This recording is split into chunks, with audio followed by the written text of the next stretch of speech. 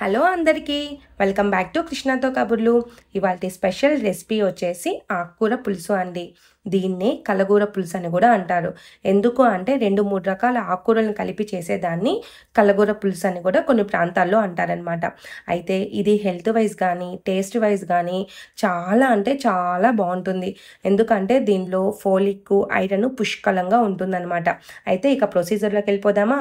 ముందుగా ఒక హాఫ్ కట్ట తోటకూరని, హాఫ్ కట్ట గోంగూరని తీసుకుని బాగా కడిగేసేసి 1కి 2, 3 సార్లు ఇసుకంతా పోయిందాకా కడిగేసేసి ఒక గిన్నెలో వేసేసుకోండి. అందులోనే ఒకే ఒక్క టమోటా వేయండి.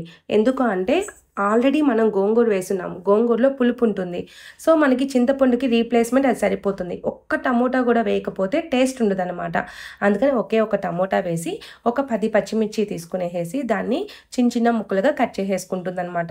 అయితే అమ్మ ఎందుకు అలా కట్ చేస్తుంది అంటే నేనైతే తుంచి వేస్తాను. ఎందుకు బాగుంటుంది సరిపోతుందిలే అని. కాకపోతే తొలుకులుగా వస్తుందని అలా కట్ చేసేసింది. కట్ చేసేసి ఉడకబెట్టేసేసింది అనమాట.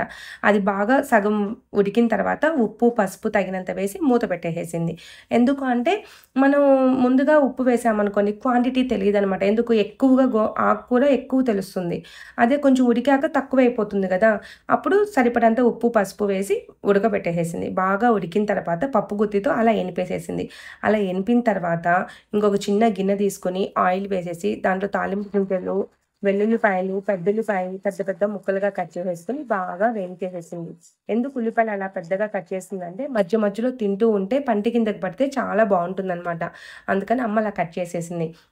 అవి బాగా వేగిన తర్వాత ఈ మనం ఏదైతే ఎనుపుకున్నామో ఆ ఆకుకూరని ఎత్తి దాంట్లో వేసేసేయాలి. అలా వేసుకునేసి ఒక్క ఉడుకు అట్లా ఉడికేసింది అంటే మనం అలా కలిపిన తర్వాత ఒక్క ఉడుకు ఉడికితే చాలనమాట. బాగా ఎక్కువగా ఉడకబెట్టనక్కర్లా. ఒక్క ఉడుకు అట్లా ఉడికింది అంటే మనకి ఇంకా కొత్తిమీర వేసేసుకొని అలా పైన చల్లుకొని మళ్ళీ ఇంకొకసారి అలా కలిపేసేసామంటే మన ఆకుకూర పులుసు రెడీ అయిపోతుంది. ఇదండి షుగర్ పేషెంట్స్ కానీ వెయిట్ లాస్ అవ్వాలనుకున్న వాళ్ళకి కానీ ఎటువంటి వాళ్ళకైనా ఇది చాలా హెల్త్‌కి మంచిదనమాట. నచ్చిందా? నచ్చితే లైక్, షేర్, సబ్స్క్రైబ్.